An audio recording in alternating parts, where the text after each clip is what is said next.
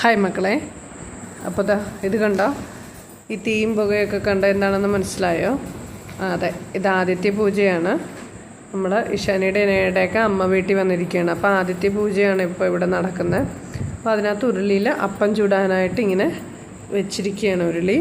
അപ്പോൾ പലരും നിന്ന് ചുടുന്നുണ്ട് കേട്ടോ. ഇതുപോലെ മാവ് അപ്പത്തിന് വേണ്ടിയിട്ടുള്ളത് ഒഴിക്കും. എന്നിട്ട് ഇതിങ്ങനെ തിളച്ച് പൊന്തി വരുമ്പോൾ നമ്മൾ ഒരു പാകമാകുമ്പോൾ അടുത്ത ഒരു ഇതിലേക്ക് മാറ്റിയിട്ട് ഈ കാണുന്ന ഇതിലേക്ക് മാറ്റിയിട്ട് ഒന്നുകൂടി നന്നായിട്ട് വറുത്തെടുക്കും.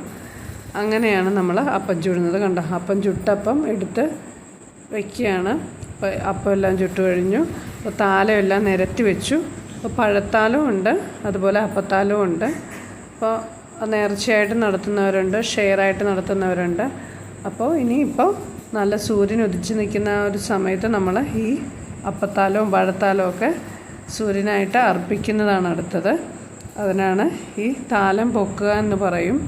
അപ്പോൾ എല്ലാവരും കൃത്യമായിട്ട് എല്ലാ താലവും പൊക്കാൻ ആൾക്കാർ വേണം. അതിന് വേണ്ടിയിട്ട് എല്ലാവരും അവരവരുടെ താലത്തിന് അണിനിരക്കുകയാണ്. എന്നിട്ടത് പൊക്കണം. കണ്ട താല അണിനിരന്ന് വെച്ചിരിക്കുന്ന കാണാൻ തന്നെ നല്ല ഭംഗിയാണത്. സമയത്ത് അതങ്ങനെ പൊക്കുകയാണ് എല്ലാവരും കൂടി. 2-3 പ്രാവശ്യം അത് പൊക്കി താഴെ വയ്ക്കും, പിന്നെയും പൊക്കി അങ്ങനെ കാണിച്ച് വീണ്ടും വയ്ക്കും. അങ്ങനെയാണ് കേട്ടോ. താഴെ വയ്ക്കാൻ പാടില്ല. നമ്മൾ ഇങ്ങനെ പൊക്കുക, താത്തുക, അങ്ങനെ മാത്രമേ ചെയ്യാൻ പാടുള്ളൂ. ഇഷാനി ഇനായയും പഴത്താലം പൊക്കിയിട്ടുണ്ട്. ഇനായാണ് ആദ്യം ഓടിപ്പോയത്, പുറകെ ഇഷാനിയും പോയി. ഇങ്ങനെ രണ്ടുപേരും അത് ചെയ്തു. എന്നിട്ട് കാരക്ക പെറുക്കാൻ വന്നിരിക്കുകയാണ് കേട്ടോ. കാരക്ക നിറയെ കാരക്കയുണ്ട്. അപ്പോൾ ഇഷാനി ഇനായയും കൂടി നമ്മുടെ ഇനായ അത് പെറുക്കി ഒരു കൂടിലേക്ക് ആക്കുന്നുണ്ട് വീട്ടിൽ കൊണ്ടുപോകാനായിട്ട്. നമുക്ക് ഉപ്പിലിട്ടൊക്കെ വയ്ക്കാമല്ലോ. അപ്പോൾ ഒരാൾ നല്ല മാന്യമായിട്ട് പെറുക്കി കൂടിനകത്താക്കുന്നുണ്ട്. അടുത്ത ആൾ അവിടെ ഇരുന്ന് പെറുക്കുന്നുണ്ട്. നിറച്ചുണ്ട് കേട്ടോ, ധാരാളം ഉണ്ട്. അതിൻ്റെ ഇടയ്ക്ക് കരിക്ക് തീറ്റിയാണ്, പൂജപ്പാടത്തെ കരിക്കാണ്. അത് കഴിച്ചുകൊണ്ടിരിക്കുകയാണ് ഇനായ.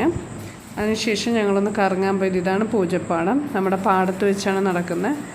അവിടെ പുല്ലിൽ കളിക്കുകയാണ് പിള്ളേർ.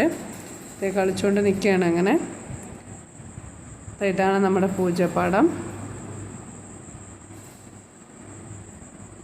അപ്പോൾ ഇതാണ് പൂജക്കുളം. നമ്മുടെ പൂജയുടെ അപ്പത്തിന് വേണ്ടിയും ബാക്കിയുള്ള കാര്യങ്ങൾക്കൊക്കെ വേണ്ടിയും വെള്ളമൊക്കെ എടുക്കുന്നത് ഈ കുളത്തിൽ നിന്നാണ് കേട്ടോ. നമ്മുടെ പയ്യൻ അങ്ങോട്ടും ഇങ്ങോട്ടും ഓടിക്കളിക്കുകയാണ്. അതിൻ്റെ പുറകെ 2 പേര് ഓടുന്നുണ്ട്. അപ്പോൾ ഇതാണ് ആ കുളമൊക്കെ വെട്ടി നല്ല സെറ്റാക്കി ഇട്ടിരിക്കുകയാണ്. അപ്പോൾ താങ്ക് യു എല്ലാവർക്കും.